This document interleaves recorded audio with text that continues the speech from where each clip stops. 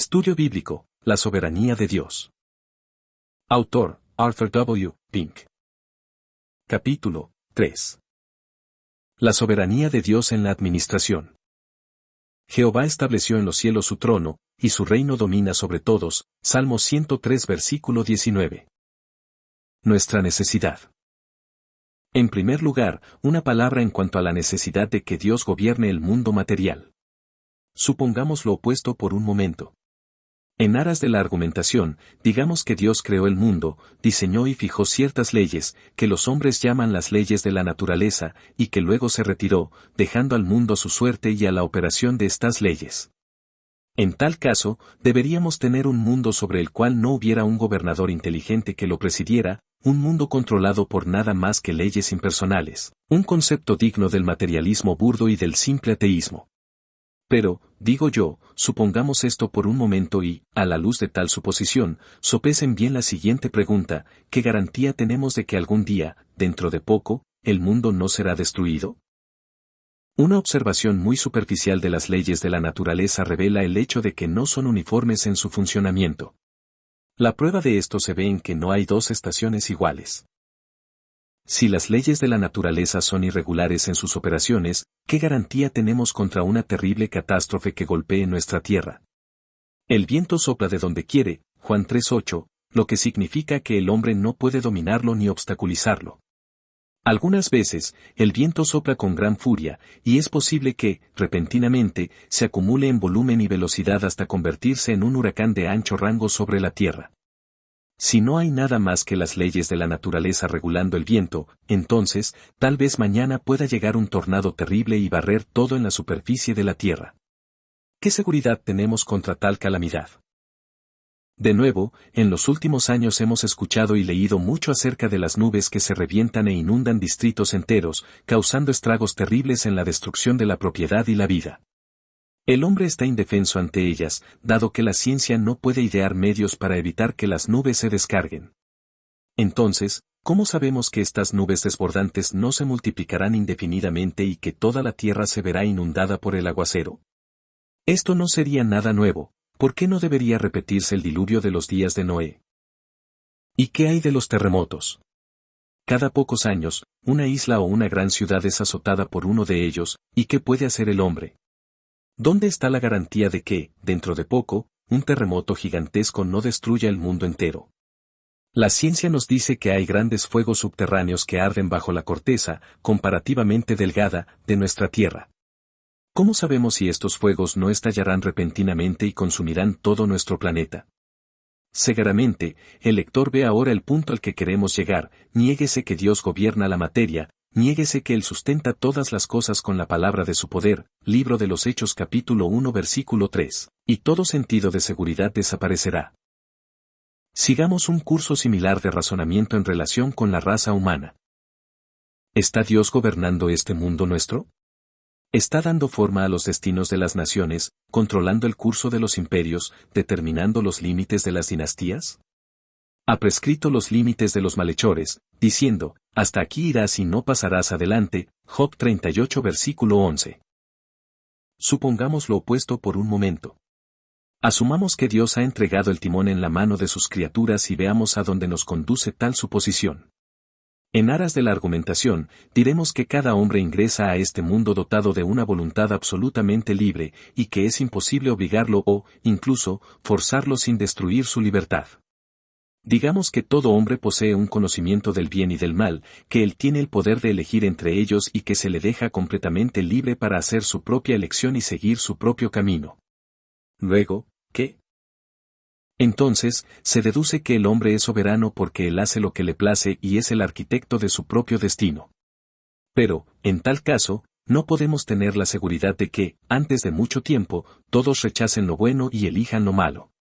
En tal caso, no tenemos ninguna garantía contra toda la raza humana de que ésta cometa suicidio moral.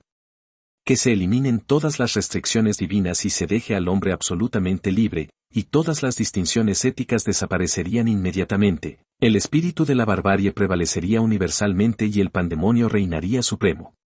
¿Por qué no? Si una nación depone a sus gobernantes y repudia su constitución, ¿qué puede impedir que todas las naciones hagan lo mismo?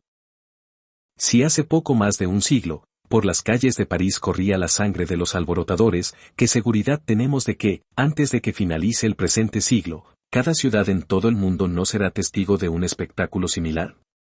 ¿Qué puede obstaculizar el desenfreno mundial y la anarquía universal?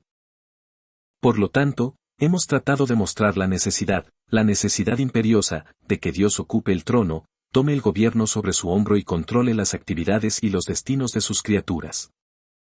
Pero, ¿tiene el hombre de fe alguna dificultad para percibir el gobierno de Dios sobre este mundo? ¿No discierne el ojo ungido, incluso en medio de tanta aparente confusión y caos, la mano del Altísimo controlando y dando forma a los asuntos de los hombres, aun en las preocupaciones comunes de la vida cotidiana?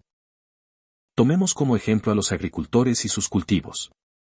Supongamos que Dios los dejara solos, ¿qué les impediría, a todos y cada uno, cubrir con pasto sus tierras cultivables y dedicarse exclusivamente a la cría de ganado y lechería? En tal caso, habría una hambruna mundial de trigo y maíz.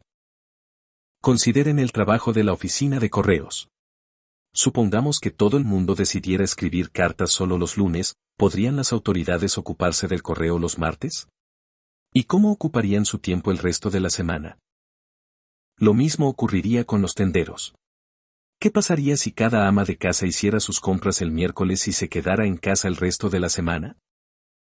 No obstante, en lugar de que sucedan tales cosas, los agricultores de diferentes países crían ganado suficiente y cultivan suficiente grano de diversos tipos para satisfacer las necesidades casi incalculables de la raza humana, los correos se distribuyen, casi uniformemente, durante los 6 días de la semana, y algunas mujeres compran el lunes, otras el martes, y así sucesivamente.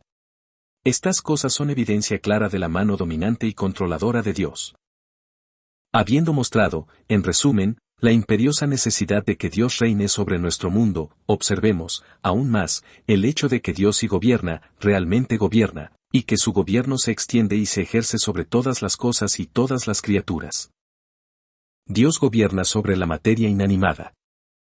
Que Dios gobierna la materia inanimada, que la materia inanimada realiza sus órdenes y cumple sus decretos, se muestra claramente en el mismo frontispicio de la revelación divina. Dios dijo, sea la luz y leemos, fue la luz. Dijo también Dios, júntense las aguas que están debajo de los cielos en un lugar, y descúbrase lo seco. Y fue así. Después dijo Dios, produzca la tierra hierba verde, hierba que dé semilla, árbol de fruto que dé fruto según su género, que su semilla esté en él, sobre la tierra. Y fue así. Y el salmista declara, porque él dijo, y fue hecho, él mandó, y existió, Salmo 33 versículo 9. Lo que se afirma en el capítulo 1 de Génesis se ilustra, posteriormente, a lo largo de la Biblia. Después de la creación de Adán, pasaron 16 siglos antes de que una lluvia cayera sobre la tierra, porque, antes de Noé, subía de la tierra un vapor, el cual regaba toda la faz de la tierra, Génesis 2 versículo 6. Pero, cuando las iniquidades de los antediluvianos habían llegado al colmo, entonces Dios dijo, y he aquí que yo traigo un diluvio de agua sobre la tierra, para destruir toda carne en que haya espíritu de vida debajo del cielo, todo lo que hay en la tierra morirá, y en el cumplimiento de esto leemos, el año 600 de la vida de Noé, en el mes segundo. A los 17 días del mes, aquel día fueron rotas todas las fuentes del grande abismo, y las cataratas de los cielos fueron abiertas, y hubo lluvia sobre la tierra 40 días y 40 noches, Génesis 6 versículo 17 y 7 versículo 11 y 12. Sean testigos del control absoluto, y soberano, de Dios sobre la materia inanimada, en relación con las plagas de Egipto. A su orden la luz se convirtió en oscuridad y los ríos en sangre, cayó granizo, y la muerte descendió sobre la tierra impía del Nilo hasta que, incluso, su altivo monarca se vio obligado a clamar por liberación. Nótese, particularmente, como el registro inspirado enfatiza aquí el control absoluto de Dios sobre los elementos, y Moisés extendió su vara hacia el cielo, y Jehová hizo tronar y granizar, y el fuego se descargó sobre la tierra, y Jehová hizo llover granizo sobre la tierra de Egipto. Hubo, pues, granizo, y fuego mezclado con el granizo, tan grande, cual nunca hubo en toda la tierra de Egipto desde que fue habitada. Y aquel granizo hirió en toda la tierra de Egipto todo lo que estaba en el campo, así hombres como bestias, asimismo destrozó el granizo toda la hierba del campo, y desgajó todos los árboles del país. Solamente en la tierra de Gosén, donde estaban los hijos de Israel, No hubo granizo. Éxodo 9 versículos del 23 al 26. La misma distinción se observó en relación con la novena plaga. Jehová dijo a Moisés, extiende tu mano hacia el cielo, para que haya tinieblas sobre la tierra de Egipto, tanto que cualquiera las palpe. Y extendió Moisés su mano hacia el cielo, y hubo densas tinieblas sobre toda la tierra de Egipto, por 3 días. Ninguno vio a su prójimo, ni nadie se levantó de su lugar en 3 días, mas todos los hijos de Israel tenían luz en sus habitaciones. Éxodo 10 versículos del 21 al 23. Los ejemplos anteriores no son de ningún modo casos aislados. Al decreto de Dios, el fuego y el azufre descendieron del cielo, y las ciudades de la llanura fueron destruidas, y un valle fértil se convirtió en un abominable mar de muerte. A su orden, las aguas del Mar Rojo se separaron para que los israelitas pasaran de largo por calzada seca y, por su palabra, se volvieron a juntar y destruyeron a los egipcios que los perseguían. Una palabra de él, y la tierra abrió su boca, y Coré y su compañía rebelde fueron tragados. El horno de Nabucodonosor fue calentado 7 veces más allá de su temperatura normal, y en él fueron arrojados 3 de los hijos de Dios, pero el fuego ni siquiera quemó sus vestidos, aunque mató a los hombres que los arrojaron en él. ¿Qué demostración del control gubernamental del Creador sobre los elementos fue provista cuando se hizo carne e hizo tabernáculo entre los hombres? Contempladlo durmiendo en el bote. Una tormenta se levanta. Los vientos rugen y las olas se vuelven furiosas. Los discípulos que están con él, temerosos de que su pequeña nave pueda naufragar, despiertan a su maestro, diciendo, Maestro, ¿no tienes cuidado que perecemos? Y luego leemos, y levantándose, reprendió al viento, y dijo al mar, Calla, enmudece. Y cesó el viento, y se hizo grande bonanza. Marcos 4 versículo 39. Noten, de nuevo, el mar, a la voluntad de su Creador, lo llevó sobre sus olas. A una palabra de él, la higuera se secó, en su toque, la enfermedad huyó al instante. Los cuerpos celestes también son gobernados por su Hacedor y llevan a cabo su placer soberano. Consideren 2 ilustraciones. Por mandato de Dios, el sol retrocedió 10 grados en el reloj de Acaz para ayudar a la débil fe de Ezequías. En los tiempos del Nuevo Testamento, Dios hizo que una estrella anunciara la encarnación de su Hijo, la estrella que apareció a los sabios de Oriente.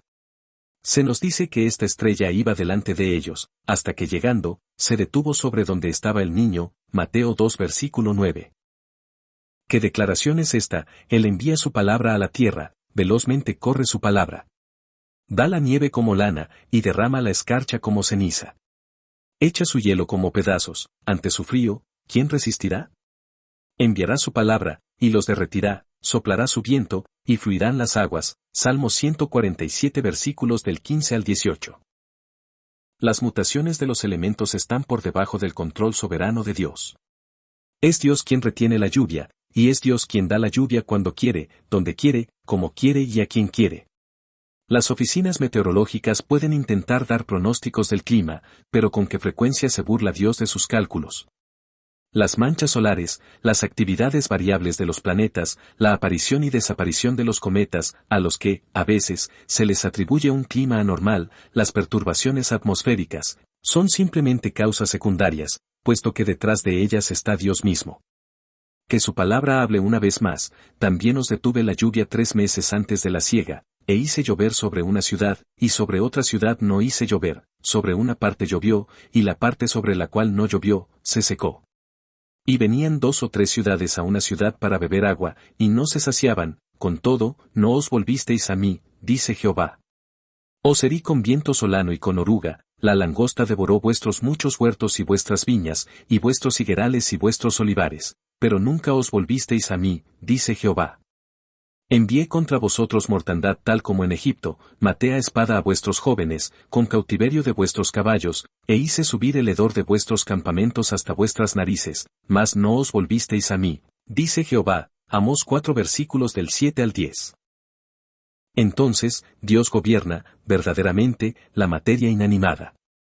La tierra y el aire, el fuego y el agua, el granizo y la nieve, los vientos tempestuosos y los mares enfurecidos, todos llevan a cabo la palabra de su poder y cumplen su placer soberano. Por lo tanto, cuando nos quejamos del clima, estamos, en realidad, murmurando contra Dios. C. Dios gobierna sobre las criaturas irracionales. Qué sorprendente ilustración del gobierno de Dios sobre el reino animal se encuentra en Génesis 2:19. Jehová Dios formó, pues, de la tierra toda bestia del campo, y toda ave de los cielos, y las trajo a Adán para que viese cómo las había de llamar, y todo lo que Adán llamó a los animales vivientes, ese es su nombre. Debe decirse que esto ocurrió en el Edén y que se llevó a cabo antes de la caída de Adán y la consecuente maldición que fue infligida a toda criatura. Entonces, nuestra siguiente referencia suple totalmente la objeción: el control de Dios sobre las bestias se volvió a mostrar abiertamente a las puertas del diluvio. Noten cómo Dios hizo que viniera a Noé toda especie de criatura viviente, y de todo lo que vive, de toda carne, 2 de cada especie meterás en el arca, para que tengan vida contigo, macho y hembra serán. De las aves según su especie, y de las bestias según su especie, de todo reptil de la tierra según su especie, 2 de cada especie entrarán contigo, para que tengan vida. Génesis 6 versículos 19 y 20. Todos estaban bajo el control soberano de Dios.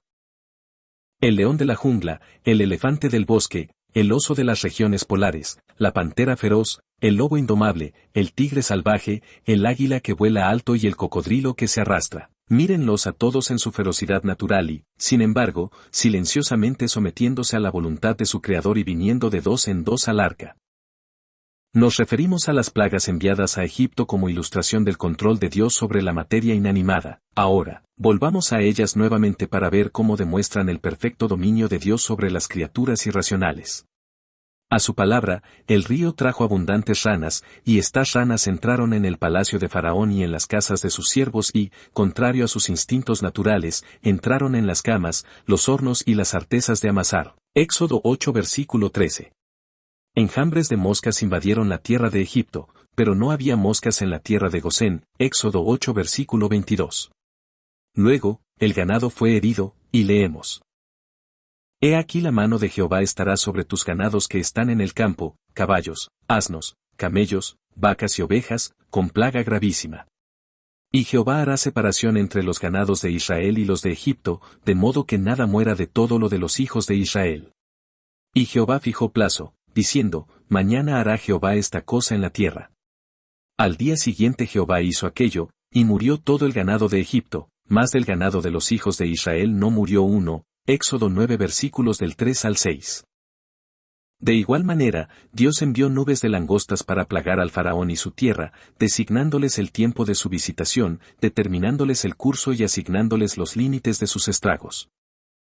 Los ángeles no son los únicos que obedecen las órdenes de Dios. Las bestias salvajes realizan, igualmente, su placer. El arca sagrada, el arca del pacto, está en el país de los filisteos. ¿Cómo hacer para traerla de regreso a su tierra natal? Consideren los siervos de la elección de Dios y cómo estaban bajo su pleno control. Entonces los filisteos, llamando a los sacerdotes y adivinos, preguntaron: ¿Qué haremos del arca de Jehová? Hacednos saber de qué manera la hemos de volver a enviar a su lugar.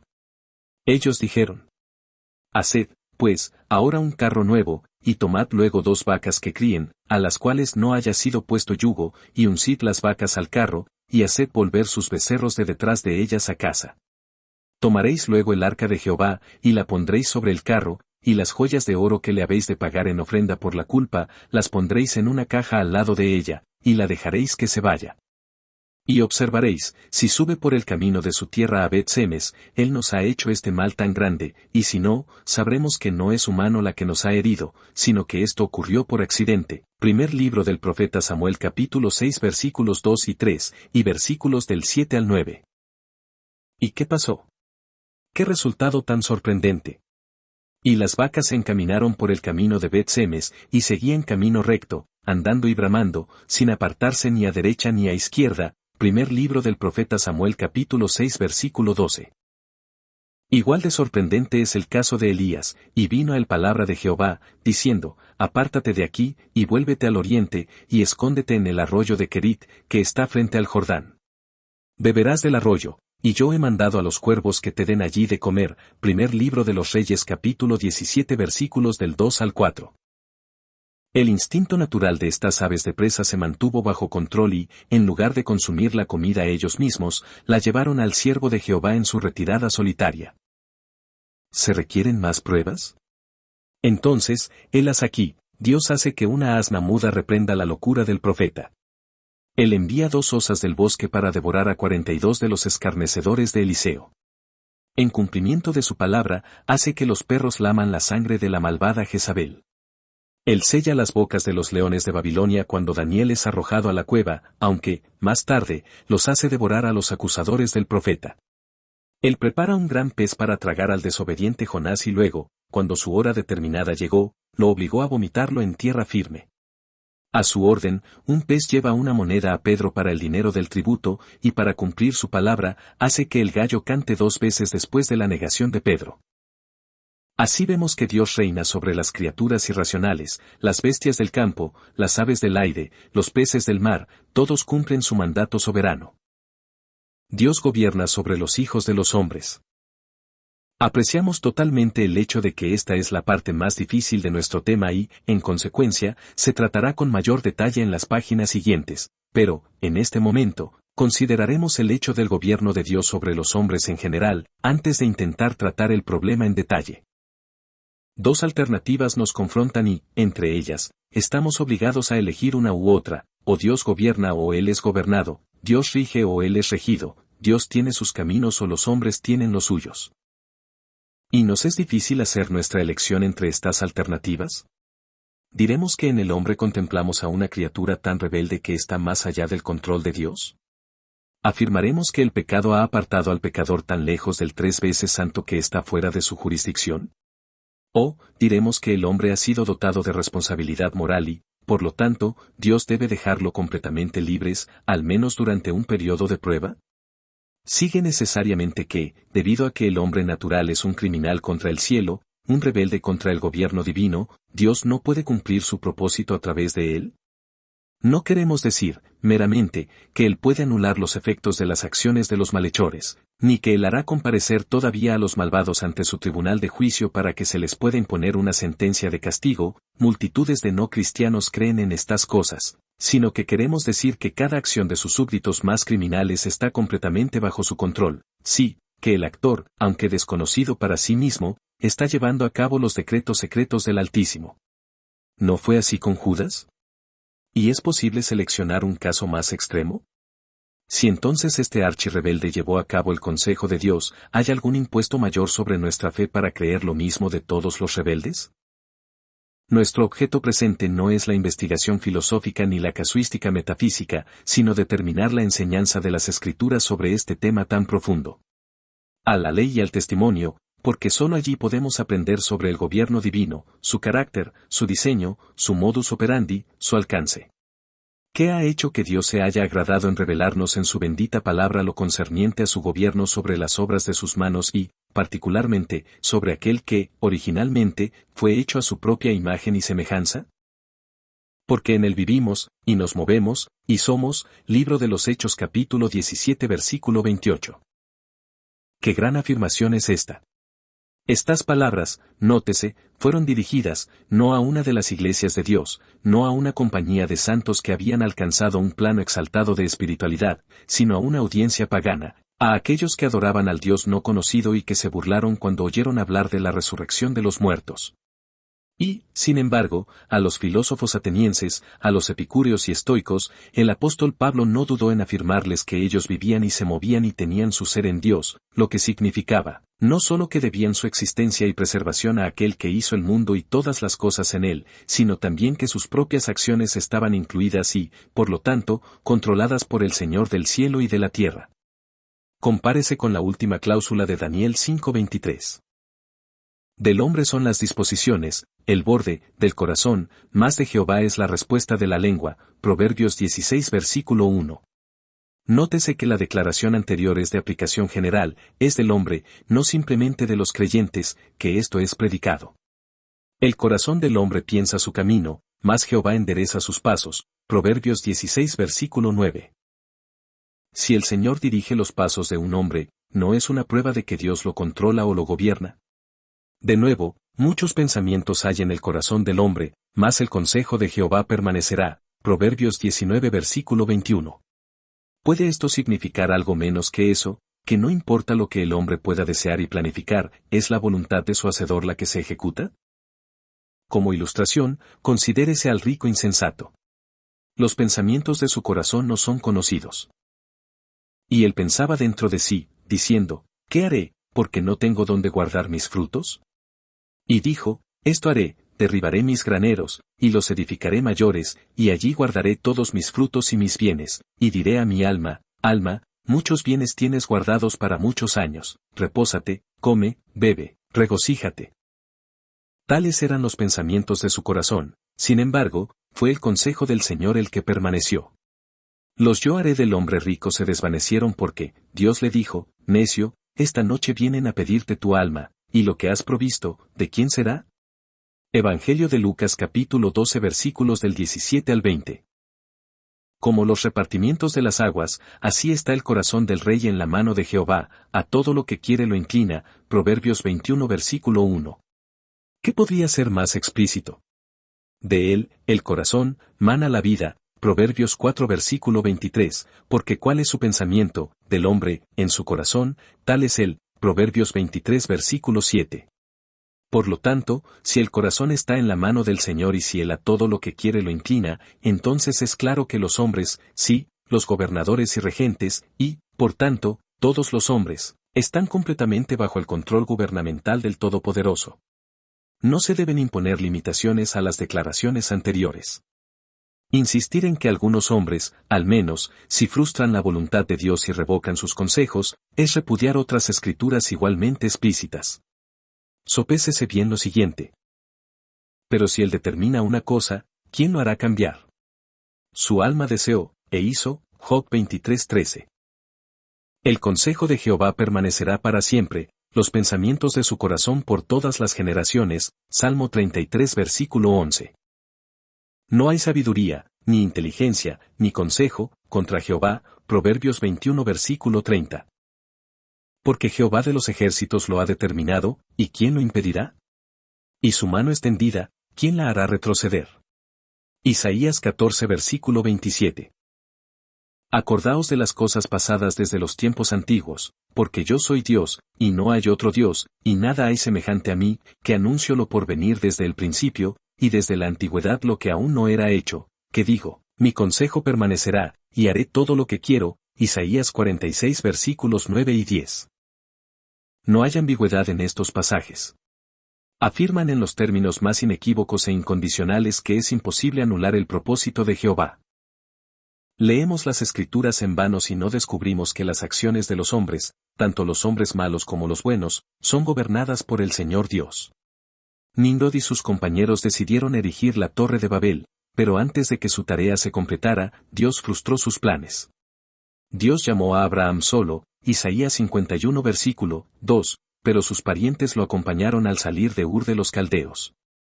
¿Fue entonces derrotada la voluntad del Señor? No, en verdad. Nótese el resultado, Taré murió antes de que llegaran a Canaán, Génesis 11 versículo 32, y, aunque Lot acompañó a su tío a la tierra prometida, pronto se separó de él y se estableció en Sodoma. Jacob fue el hijo a quien se le prometió la herencia y, aunque Isaac trató de revertir el decreto de Jehová y otorgar la bendición a Esaú, sus esfuerzos se desvanecieron. Esaú juró, nuevamente, vengarse de Jacob, pero la siguiente vez que se encontraron, lloraron de alegría en lugar de luchar con odio. Los hermanos de José determinaron su destrucción, pero sus malos consejos fueron derribados. Faraón se negó a permitir que Israel cumpliera las instrucciones de Jehová y pereció en el Mar Rojo por sus dolores. Balac contrató a Balaam para maldecir a los israelitas, pero Dios lo obligó a bendecirlos.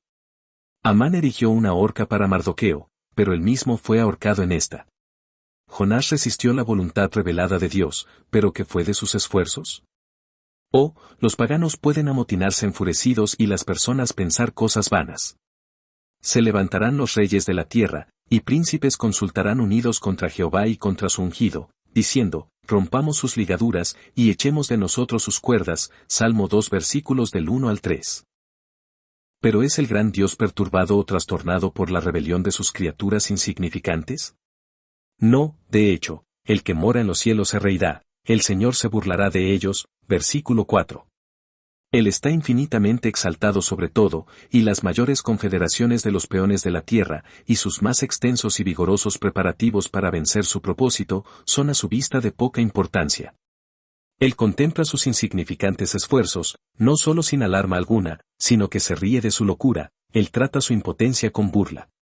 Él sabe que puede aplastarlos como a polillas cuando le plazca o consumirlos en un momento con el aliento de su boca. Oh, no es más que una cosa vana que los tiestos de la tierra luchen con la gloriosa majestad del cielo. Tal es nuestro Dios, a él adorad. Noten, también, la soberanía que Dios mostró en su trato con los hombres. Moisés, que era tardo de habla, y no a Aarón, su hermano mayor, que no era tardo de habla, fue el elegido para ser su embajador al exigir del monarca de Egipto la liberación de su pueblo oprimido. Moisés, nuevamente, aunque muy amado, pronunció una sola palabra apresurada y fue excluido de Canaán, mientras que Elías, que murmuró apasionadamente y sufrió una leve reprensión, fue luego llevado al cielo sin ver la muerte. Usa simplemente tocó el arca y fue muerto al instante, mientras que los filisteos se la llevaron con un triunfo insultante y no sufrieron ningún daño inmediato. Las exhibiciones de gracia que habrían llevado al arrepentimiento a una Sodoma condenada no lograron mover a una Capernaum altamente privilegiada. Las poderosas obras que habrían sometido a Tiro y a Sidón dejaron las ciudades de Galilea fuertemente desaprobadas bajo la maldición de un evangelio rechazado. Si ellas habrían de prevalecer en lo primero, ¿por qué no fueron destruidas allí? Si probaron ser ineficaces para rendirse a lo último, ¿por qué llevarlas, exhibiciones de gracia, a cabo? ¿Qué exhibiciones son estas de la voluntad soberana del Altísimo? Dios gobierna sobre los ángeles. Los ángeles son siervos de Dios, sus mensajeros, sus carros de combate. Ellos siempre escuchan atentamente la palabra de su boca y cumplen sus mandamientos. Y envió Jehová el ángel a Jerusalén para destruirla, pero cuando él estaba destruyendo, miró Jehová y se arrepintió de aquel mal, y dijo al ángel que destruía, basta ya, detén tu mano. Entonces Jehová habló al ángel, y éste volvió su espada a la vaina. Primer libro de Crónicas capítulo 21 versículos 15 y 27. Se pueden citar muchas otras escrituras para mostrar que los ángeles están sujetos a la voluntad de su Creador y cumplen sus órdenes. Entonces Pedro, volviendo en sí, dijo, ahora entiendo verdaderamente que el Señor ha enviado su ángel, y me ha librado de la mano de Herodes. Libro de los Hechos capítulo 12 versículo 11. Y me dijo, estas palabras son fieles y verdaderas.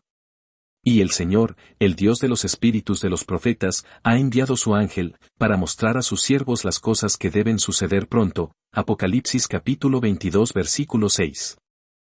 Así será cuando nuestro Señor regrese, enviará el Hijo del Hombre a sus ángeles, y recogerán de su reino a todos los que sirven de tropiezo, y a los que hacen iniquidad. Mateo 13 versículo 41. De nuevo, leemos, y enviará sus ángeles con gran voz de trompeta, y juntarán a sus escogidos, de los cuatro vientos, desde un extremo del cielo hasta el otro. Mateo 24 versículo 31. Lo mismo es verdad para los espíritus malignos, ellos también cumplen los decretos soberanos de Dios.